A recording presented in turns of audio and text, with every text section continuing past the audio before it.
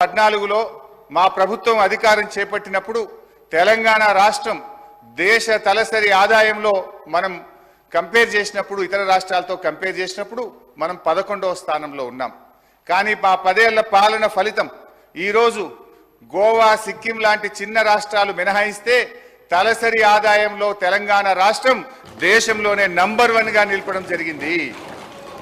అధ్యక్ష, నేను అడుగుతా ఉన్న బట్టి గారిని, తలసరి ఆదాయం ఇంత గొప్పగా పెరిగిందంటే 10 ఏళ్ల మా పాలన ఫలితమా, 8 నెలల మీ పరిపాలనలో పెరిగిందా? దయచేసి చెప్పాలని చెప్పి నేను కోరుతా ఉన్నా. ఒకసారి గుండె మీద చేసుకొని చెప్పండి, ఎవరి పరిపాలనలో ఈరోజు దేశంలో తలసరి ఆదాయంలో ఈ రాష్ట్రం మొదటి స్థానంలో నిలబడ్డది? అధ్యక్ష, 4.5 లక్షలు లేని జిఎస్డిపిని 14.5 లక్షల పైకి తీసుకుపోయింది మా బీఆర్ఎస్ పాలననా, మీ 8 నెలల కాంగ్రెస్ పాలననా అని నేను అడుగుతా ఉన్నాను. అధ్యక్ష, 2014లో దేశ జీడిపికి తెలంగాణ కాంట్రిబ్యూషన్ 4.1% అయితే ఈ రోజు అది 5% పెరిగిందంటే ఇది 10 ఏళ్ల మా శ్రమ ఫలితమా, 8 నెలల మీ డ్రామా ఫలితమా అని నేను అడుగుతా ఉన్నాను.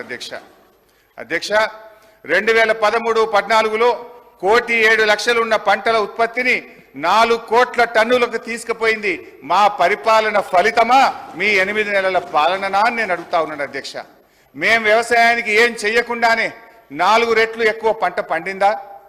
తెలంగాణ రాష్ట్రం వచ్చినాడు కరెంటు పరిస్థితి ఏంది?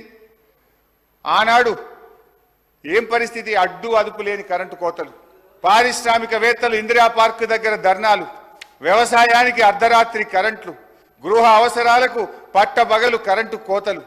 కానీ 6 నెలల్లోనే పరిస్థితి చక్కదిద్ది వ్యవసాయానికి చాలినంత కరెంట్ ఇచ్చాం. 2 ఏళ్ల వ్యవధిలో అన్ని రంగాలకు నాణ్యమైన 24 గంటల కరెంట్ ఇచ్చిన ప్రభుత్వం మా ప్రభుత్వం కాదా? అధ్యక్ష, ఇవన్నీ చూస్తుంటే ఈ చెయ్యి పార్టీ వాళ్ళు కూడా చెవులలో పుష్పగుచ్చాలు పెడతారని బట్టి గారి ప్రసంగం విన్నాక అర్థమవుతా ఉంది.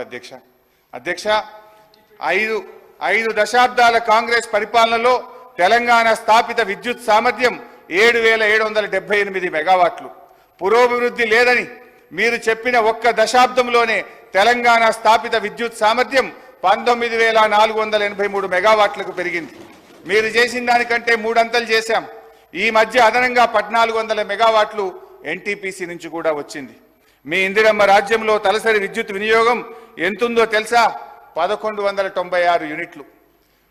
అనుకున్నంత అభివృద్ధి సాధించలేదని గౌరవ ఆర్థిక మంత్రి గారు చెప్పిన బీఆర్ఎస్ పాలనలో తలసరి విద్యుత్ వినియోగం 2,349 యూనిట్లకు పెరిగింది. అధ్యక్ష, ఇదంతా కాదు బట్టన్నా, స్పీకర్ గారు ఇంత పెరిగింది అంత పెరిగిందని సరే లెక్కలు నేను చెప్తా, బుక్కులలో ఉంటుంది. కుల్లా మీరు ఒక్క 10 నిమిషాలు టీ బ్రేక్ ఇవ్వండి. నేను బట్టి గారు పోయి అసెంబ్లీ ముంగట గన్ పార్క్ మీద రోడ్డు మీద నిలబడతాం. రోడ్డు మీద పోయే 10 మందిని బీఆర్ఎస్ పాలనలో కరెంటు మంచిగుందా, కాంగ్రెస్ వచ్చిన 8 నెలల కరెంటు మంచిగుందా అని అడుగుదాం. కుల్లా జనం చెప్తారు కదా అధ్యక్ష. మాది బాగలేదు పురోభివృద్ధి సాధించలేదని మాటలు చెప్తే అయిపోతుంది అధ్యక్ష?